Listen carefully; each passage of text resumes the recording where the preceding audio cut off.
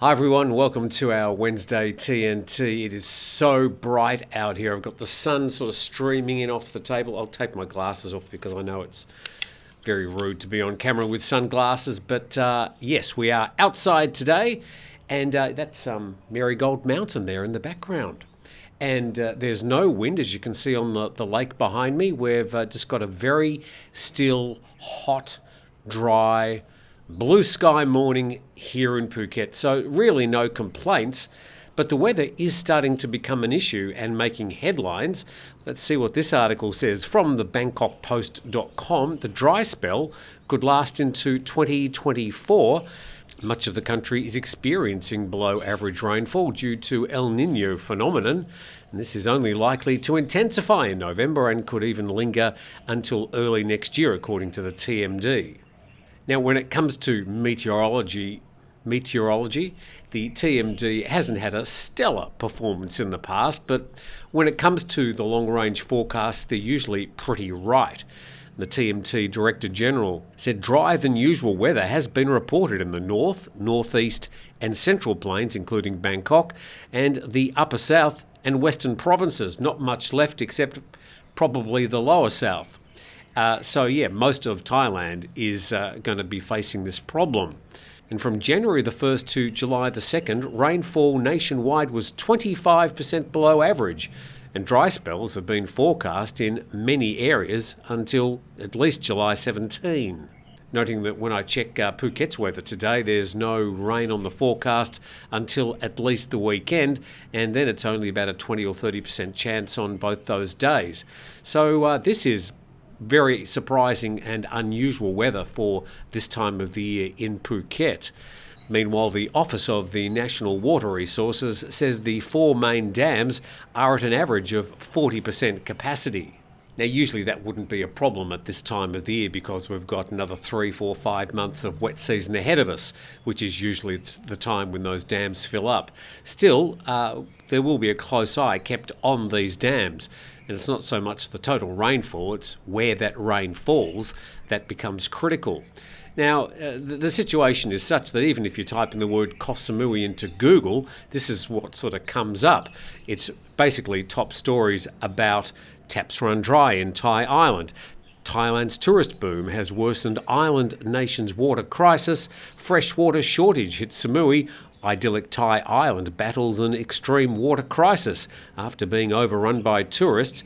Overrun by tourists might be a little bit of an overstretch, given that the numbers of people going into Samui at the start of this year certainly a revival, but nowhere near the numbers they had, for example, back in 2019. And then Tiger water crisis grapples Koh Samui as rising tourist demands amplify freshwater ... headlines too long.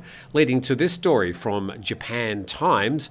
Drought menacing Thailand threatens global supply of sugar and rice. And just noting at the top there, see where it says listen to this article? A lot of these websites these days have got an audio version of the article with an AI-generated voice. Do you use that? I'd be really interested in the comments section if you'd like to talk about the way that you interface with these online publications, if you take advantage to the listen to this article feature. Just interested to know. I don't. I'd rather read it myself. Like this. Thailand's preparing contingency plans to deal with a potential drought that could last years and squeeze global supplies of sugar and rice. Rainfall across the nation may be as much as 10% below average this monsoon season, and the onset of the El Niño weather pattern could lower precipitation even further over the next 2 years. And Thailand's facing widespread drought conditions from early 2024. So these predictions coming from all sorts of directions, and it may be incumbent upon us to do something now about trying to mitigate our water usage to, well, say for the next year or so. The dire outlook has prompted Thai authorities to ask farmers to restrict rice planting to a single crop, and sugar producers see output falling for the first time in 3 years. And a drought is certain to fuel inflation in the Southeast Asian nation as the cost of vegetables, fresh food and meat get pricier on reduced harvests and more expensive animal feed. And the second half of that third paragraph, so far in 2023, the nation's rainfall has been 28% below the same period last year, according to official data. So what's causing all this drought problem in Thailand? Looks like it comes down to El Niño, the weather phenomenon that sort of comes every now and then. I haven't got time to go into it in detail today. You might like to type in El Niño into your Google machine and have a read about it. But the article says El Niño can lead to dry conditions in parts of Asia and Africa and heavy rains in South America, damaging a wide range of crops globally. Previous El Niños have resulted in a marked impact on global inflation and hit gross domestic product in nations from Brazil to India and Australia. And then if you just need more reasons to make you sad from this article, the next paragraph, Thailand seeking to nurture a rebound in economic growth that's already facing headwinds from a slowdown in China. Prolonged droughts may scupper efforts to keep inflation under check, and Thailand's already grappled with record heat this year. Oh yes, it did. Certainly March, April, May, they were the hottest that I can ever remember in my time here in Thailand. And power demand in Thailand hit a record in April when some regions saw all-time high temperatures, forcing companies and households to increase the use of air conditioning to escape the sweltering heat. And the bigger global impact from below-average rainfall in Thailand will be the hit to crops such as sugar and rubber, and could even threaten the nation's position as the world's second biggest supplier of rice. And all that coming from the Japan Times. Certainly quite a lengthy article, and it goes into the problems facing Thailand's economy based around this current lack of water that is probably going to continue.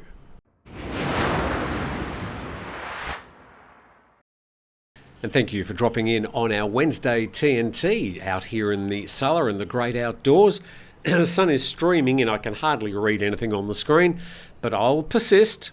And if you haven't already done so, please subscribe to the channel. You might also just click that thumbs up or click the thumbs down. It's all engagement. And tell us what you think about the program. Now, NationThailand.com is reporting new regulations to increase tourist capacity. This is from the Tourism Council. And the latest amendments to the 2008 Ministerial Regulations on the Classification of Hotel Businesses will allow some 50,000 operators offering over 2 million rooms to legally register as small hotels. Further enhancing Thailand's capacity to welcome tourists, blah, blah, blah. According to the head of the TCT, Small Hotel Committee, Thailand's around 85,000 businesses that fit the category of small hotels, but only 14,000 of them have been able to register under the 2008 regulations. Yet Thailand's Hotel Act for a small operator is a minefield, and after wading through all the regulations over the last 2 or 3 months, we weren't going to be registering as a hotel. But we couldn't register as a hotel, but this new legislation will allow us to do so, and it gives us quite a few advantages. The amendment, which was approved by the Cabinet in March, has extended the criteria for small hotels to include establishments with less than 8 rooms or combined guest capacity of 30, and establishments with unique features, such as tents or tree houses, can also register provided they fit the above criteria and meet the new ministerial regulations. And the 2 ministerial regulations are now waiting for publication in the Royal Gazette. And he says once they become effective, the tourism industry will have 50,000 more businesses registered as small hotels, offering a total of more than 2 million rooms. Well, those rooms are already being offered, the situation being that they simply weren't registered. And this will potentially create at least 500,000 jobs in the industry. No, it won't. Most of those jobs already exist. The only difference being that some of these small guest houses and hotels with less than 30 people just haven't been registered. That's the only difference. 500,000 extra jobs.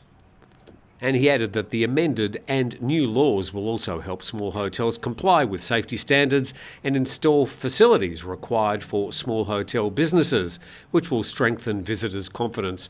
Well, if these new regulations require the hotels to have fire extinguishers, first aid kits, extra exit doors, all that's good and should be encouraged. I'm not sure if that alone is going to be encouraging tourists as such. As we move to our next story from ThaiPBSWorld.com, Karen refugees in Mae Hong Son province checked for COVID-19. Now, before you get your knickers in a knot about reading out those words, COVID-19, this story, as I'll point out, really isn't about the COVID situation. It's something much more important that I want to bring to your attention because I'll be talking a lot more about it in coming weeks. And Thai health officials have been carrying out rapid antigen tests for COVID-19, yada, yada, yada. This isn't the story. People from Myanmar taking refuge in shelters in the Kun Yuam district of Mae Hong Son province after some local Thai officials at the shelters were found to be infected. And then it goes on to say that 4,879 Karen refugees from Myanmar are currently in 4 shelters. Now, let me tell you that those numbers in these refugee shelters on the Thai-Burmese border are not 4,879. We're talking of over 100,000 people. And it's becoming a critical problem that both the Burmese government and the Thai government are trying to sort of pretend isn't happening. It's an unfolding human tragedy, and you'll be hearing more about it. Indeed, I hope to be travelling up to this border region in the next couple of weeks to try and make sure that you fully understand exactly what's happening, because you're not going to be reading about it in the publications in Thailand. And the Thai Border Command Centre in Mae Hong Son reports that a Myanmar military aircraft was spotted yesterday providing air support to ground forces fighting Kareni rebels opposite the Mae Hong Son province. Well, these people are just fleeing for their lives, and who would blame them? And the thing is that they're not just neatly coming across the Mae Hong Son border. The border with Myanmar is 2,500 kilometres long, and people are just running across anywhere along the border that suits them. And they'd rather be facing an uncertain future here in Thailand than the current situation in Myanmar, which nobody seems to want to address. There's no oil there. And so all the focus and the world's attention is on other hotspots. But this unfolding situation along the Thai border, I think, deserves a lot more coverage. And we hope to do our best to bring that to you.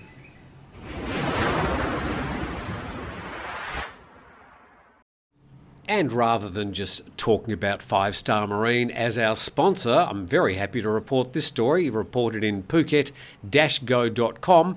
Phuket's 5-Star Marine wins Traveller's Choice Best of Best Awards. And Sean didn't ask me to read this out, but I'm happy to do so anyway. Phuket's 5-Star Marine has won a top accolade from travel review site TripAdvisor after garnering outstanding ratings from customers. And the company's CEO, Sean Stenning, has welcomed the news, crediting the hard work and dedication of his team. This is the 3rd year that the company has won the prestigious Traveller's Choice Award from TripAdvisor. From humble beginnings, starting out with just one speedboat, 5-Star Marine now has a custom-built fleet, offering private trips to some of the region's most in-demand tourism spots.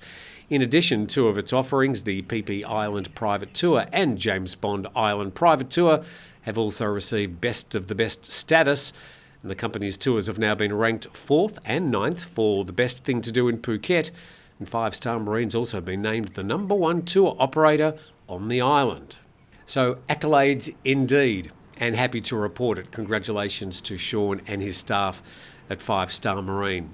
Now, something completely different. ThaiPBSWorld.com reporting the decriminalisation of sex work to provide legal protection. And Thailand's sex industry has employed thousands of people for decades, even though soliciting, procuring or operating brothels are all prohibited under the Prevention and Suppression of Prostitution Act. And these workers have, to date, been without any legal protection. However, they're now eagerly looking forward to the passage of the Sex Workers Protection Bill, which aims to address issues related to exploitation, human trafficking and the protection of workers' rights. This particular bill is a long time coming, and I believe it will be addressed by whoever the government is in Thailand over the next 3 or 4 months. And the experiences of sex workers in Thailand vary greatly. While some may be coerced, trafficked or forced into the industry, some people actively choose sex work as a means of making a living. And a spokesperson for the Swing Foundation says the root of the problems lies in the economy. A person becomes a sex worker because they want to have a job and earn money. But now we only have laws to punish them, make them illegal, and it doesn't make their lives better at all. And we look forward to the passage of that important bill here in Thailand. Now, time for some politics, and nationthailand.com reports that Aniton says House Speaker vote outcome not a pointer to PM's election. Haven't heard much from Aniton since the election, but he spoke out again yesterday. Outgoing Deputy PM and Public Health Minister Aniton Charnvirakul yesterday cautioned that the smooth election of the House Speaker should not be seen as signifying a similar outcome in the election of the Prime Minister. Absolutely 100% guarantee that he'll be putting his hand up when it comes to the announcement of Prime Ministerial candidates in the next 2 weeks. The Phumjai Thai leader and party list MP Aniton was speaking to reporters after the Prachachat party leader was elected unopposed as the House Speaker yesterday. The Move Forward and Pheu parties shared the post of the 2 deputy House Speakers, but Aniton said don't tie the results of the election of House Speaker and 2 deputies to the PM election. And in the first test of strength between the 2 rival sides, Padipat, who was the Move Forward party nomination for the Deputy Speaker job, secured the position with 312 votes, and whilst the other person standing got 105 votes, with 77 MPs abstaining. I think we're going to see a lot more of this abstention in the next few weeks as people cast their votes.